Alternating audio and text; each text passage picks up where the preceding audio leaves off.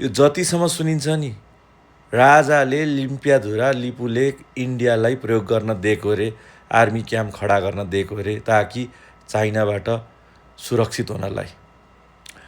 अनि उहिले सुनिन्थ्यो हामी सानसानै हुँदाखेरि काङ्ग्रेसले टनकपुर बेच्यो भनेर धेरैजनाले ज्यान पनि गुमायो आन्दोलन गर्दा। अनि त्यस पछाडि सुन्यो महाकाली सन्धि गर्यो नेपालको अहित विरुद्ध, महाकाली पनि बेच्यो एमाले भनेको सुनिन्थ्यो। अब बालेन्साले त्यो त गरे होइन, त्यस्तो त बालेन्साले त सिर्फ बोलेको हो कि हामीले पनि तिमीहरूको भूमि मिचेको छौँ, खोज टेबल टक गरौँ भनेर। अनि इन्डियामा तरङ्गै भएछ अहिले, बालेन्साले यसो भन्यो। अब भूमि मिच्या यो विषयलाई लिएर चाहिँ टनकपुर बेचुवा, महाकाली बेचुवा, लिम्पियाधुरा लिपुलेख बेचुवाहरूले उफ्रिनुपर्ने जरुरी छ जस्तो लाग्दैन मलाई चाहिँ है गाइस। यो कुरा चाहिँ हामीले पनि देखेका छौँ।